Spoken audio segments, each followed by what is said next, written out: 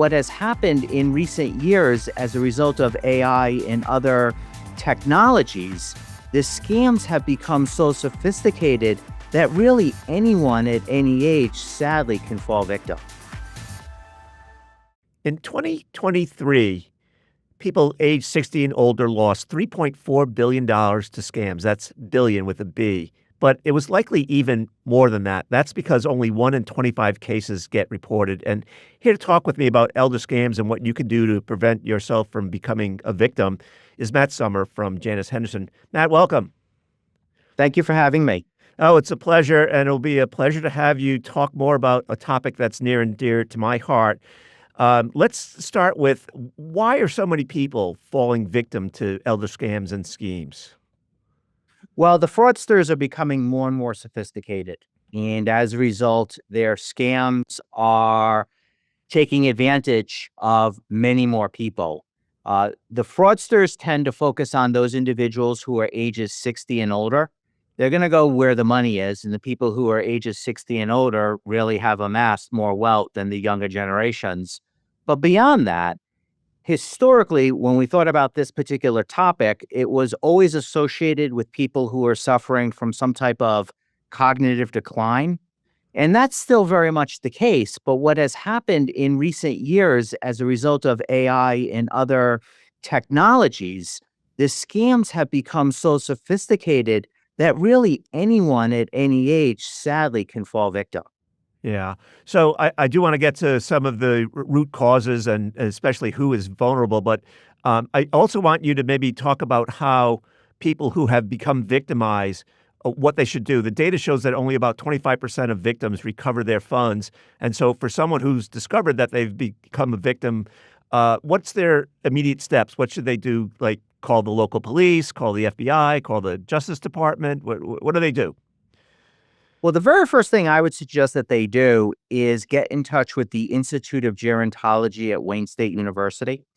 And so one of the questions I often get is, well, where is Wayne State University? So it's right outside of Detroit, Michigan. It's actually in Wayne County. And they have done a phenomenal job regarding this particular topic. And they actually have a service. They call it the SAFE program, SAFE. And they have trained, licensed social workers that are available to anyone in the general public who has sadly fallen victim. And at no cost, one of the things that they begin to do is help people put the pieces back together.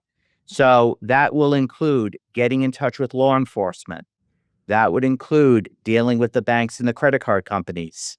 That will include dealing with the credit agencies, the credit reporting agencies, so on and so forth. And so a lot of times when people fall victim, there's a sense of shame, a sense of embarrassment. How could I possibly have done this to myself? But it's really not anyone's fault. Again, the fraudsters have become so sophisticated. So my advice would be to get in touch with the Institute of Gerontology at Wayne State University, specifically their SAFE program, and set up some time. And at no cost, again, that's important, at no cost, they will begin to walk you through step by step what you need to do next. Right. So let me turn back to the root causes and who is most vulnerable. The research seems to suggest that people who are depressed or who have low social needs, maybe widows, widowers, are particularly prone to falling victim. Can you explain more about how this emotional vulnerability creates this financial vulnerability? That's exactly right. So again, historically, we would think about people who are suffering from some type of cognitive decline, and that's still very much the case.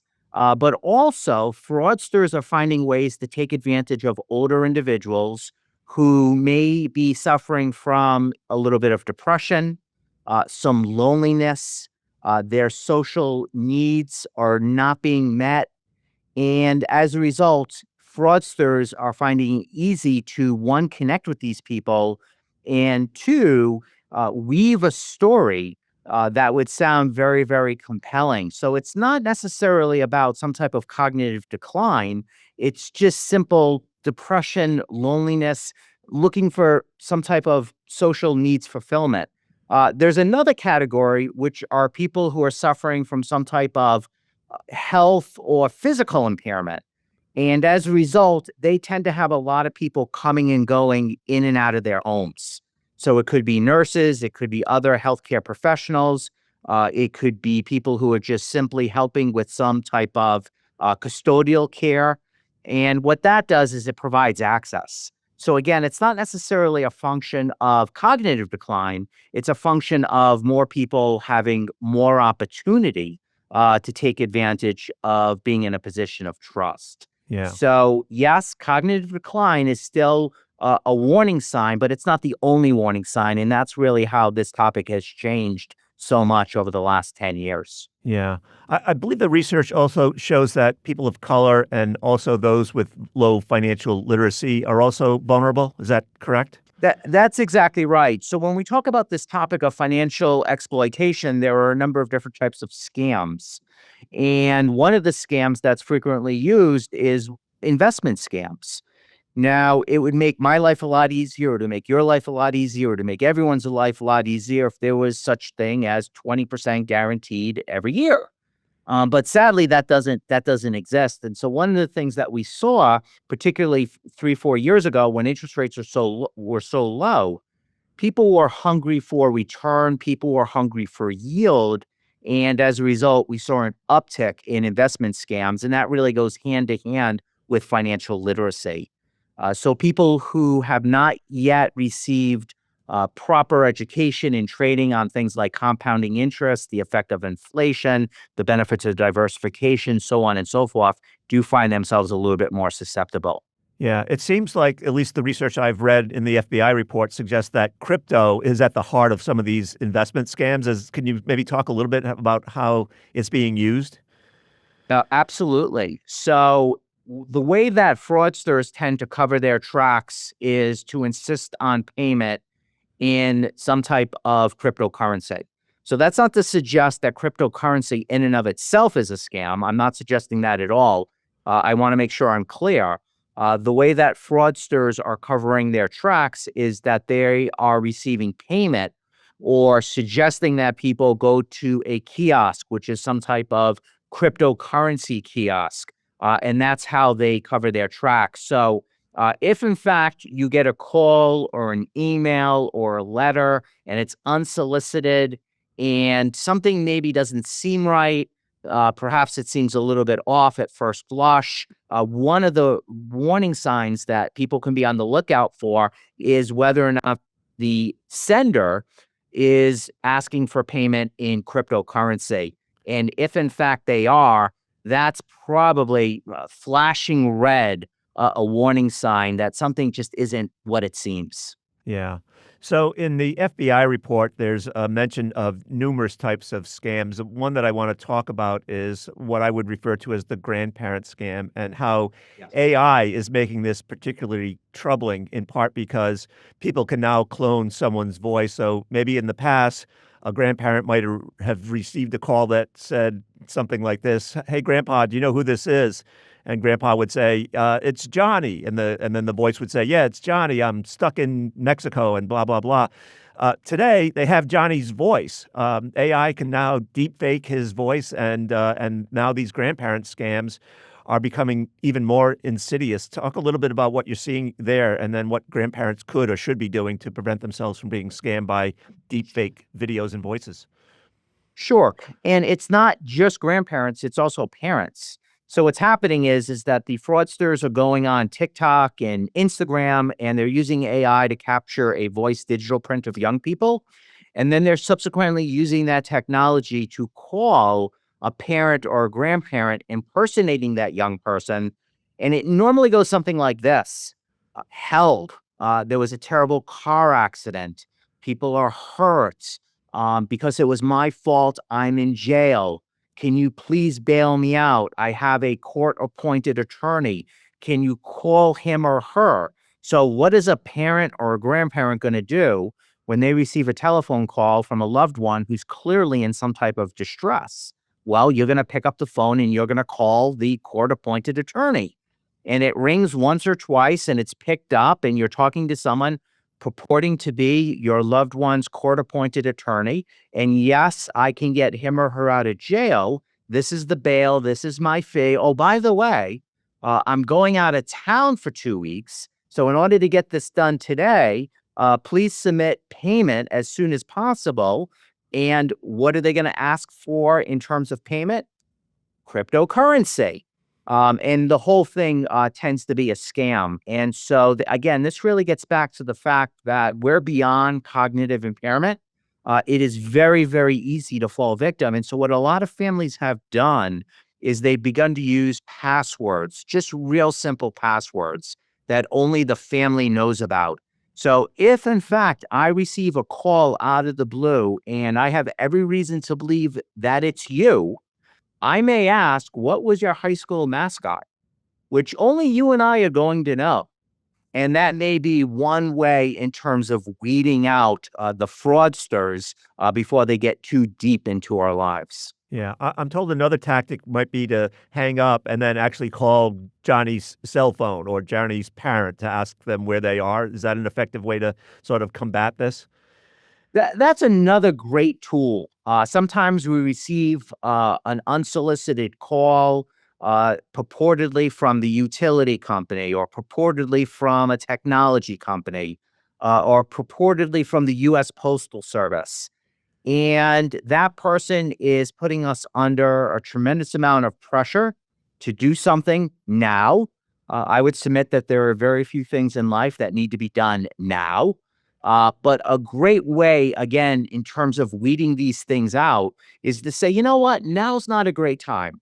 Can I have your name and can I have your telephone number? And I will call you back a little bit later today or maybe tomorrow.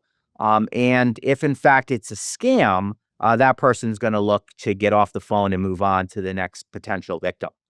So things like passwords, things like taking a step back and asking, no, now's not a good time. Can I call you back?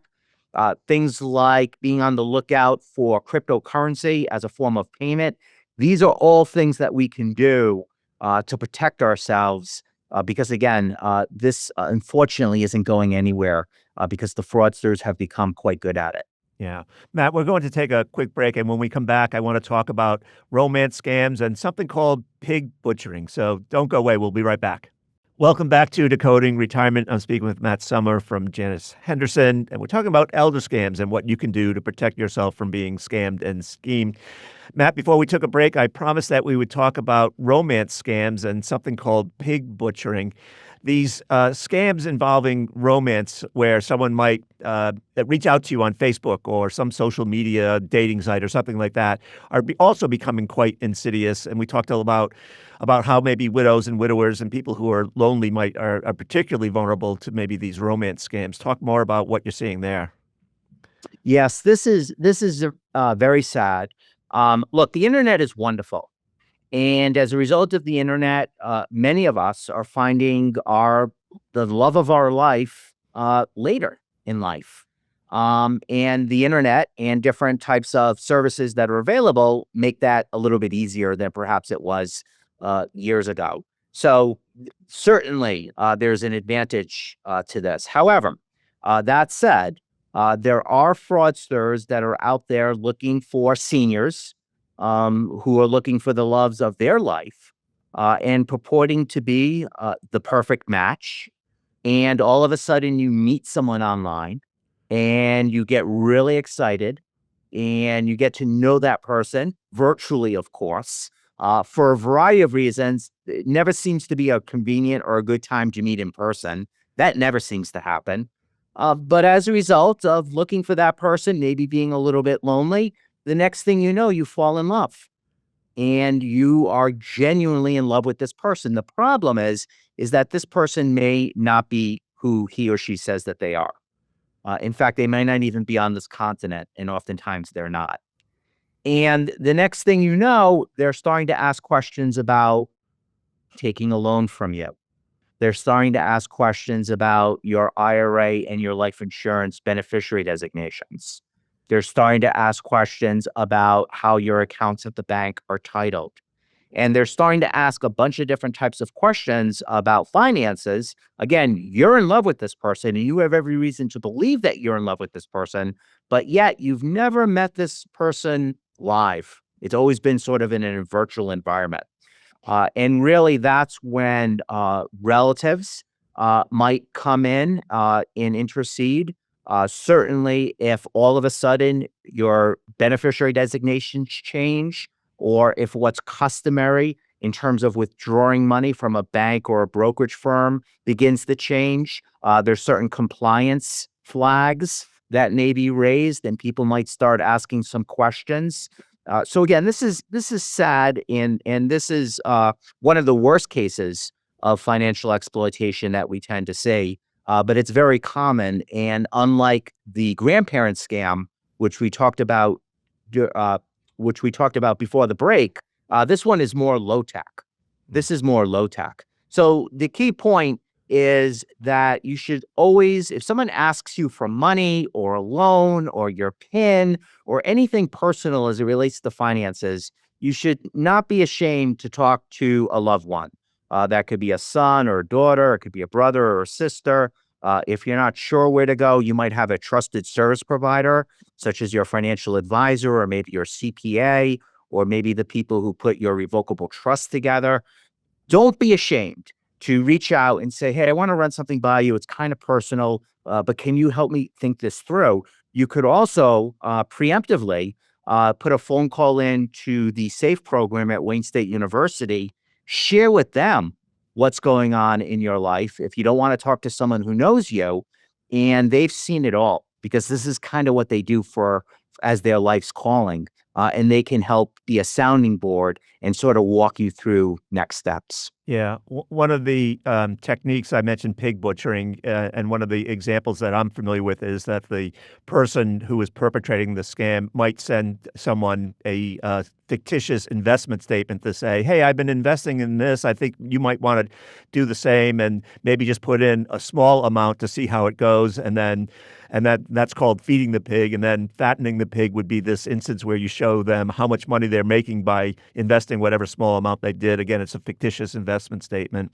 And then you ask them to invest even more money. And then once they invest as much as they possibly could, then they slaughter the pig, which is the term of art. And I recently gave a speech about this topic, thanks in large part to some of the information that you had shared with me, where I asked advisors how many of their clients had been scammed or schemed, and almost every hand in the audience went up. And then at the break, one of the advisors came up to me and mentioned that he had a client that had a $3 million IRA, and that the scamster was able to convince this woman to liquidate her IRA and give that person the money.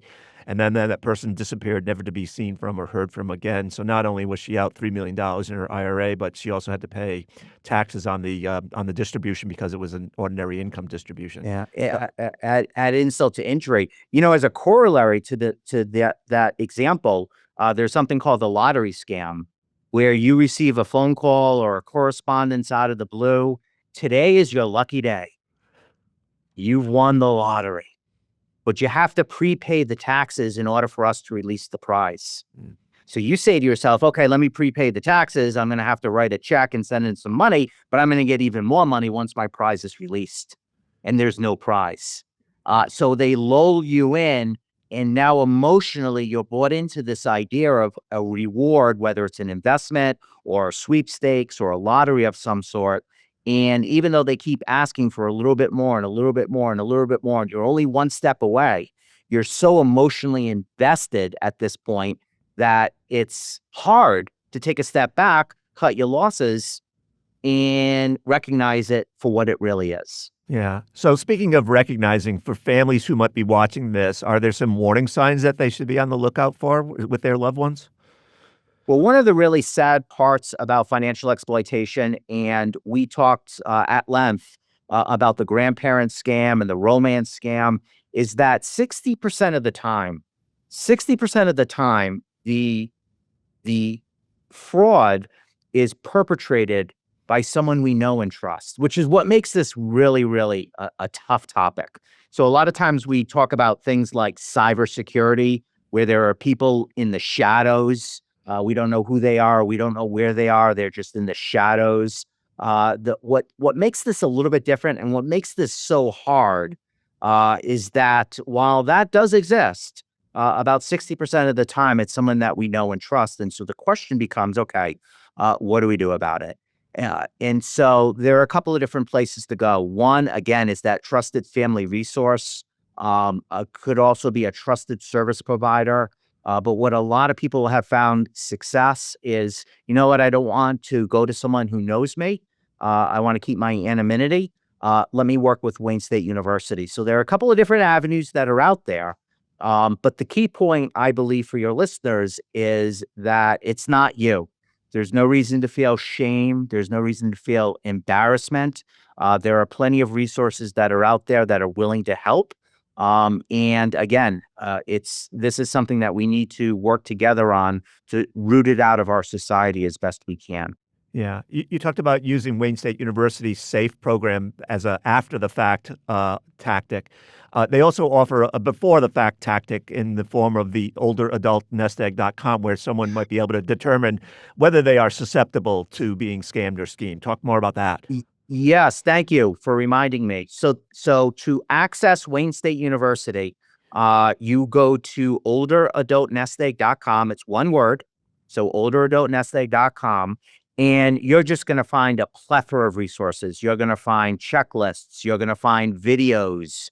You're going to find different types of contact numbers for different services that are available. But you're also going to find information for the SAFE program. And again, the SAFE program is great after the fact. But if you just want to run something by someone, if you just want to talk to an expert, someplace that you can go, it's not going to cost you any money. They're not going to judge you.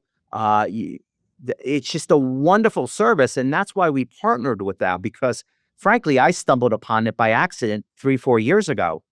And I said to myself, my God, what you guys do is absolutely amazing. What a valuable service that's offered to the general public. More people need to know about it. Yeah. So we're really thrilled to be a guest today on the podcast, and thank you for all the partnership over the last 18 to 24 months, just getting the word out so that people can take advantage. For the cynics out there, well, nothing in life is free. If I'm not paying them, who is? It's 100% funded by grants. Matt, I'm afraid we've run out of time. I want to thank you for sharing your knowledge and wisdom with us. It is so greatly appreciated. Thank you. Thank you for having us. So you can check out more episodes of Decoding Retirement on your favorite podcast platforms, and we'll see you next time on Decoding Retirement. This content was not intended to be financial advice and should not be used as a substitute for professional financial services.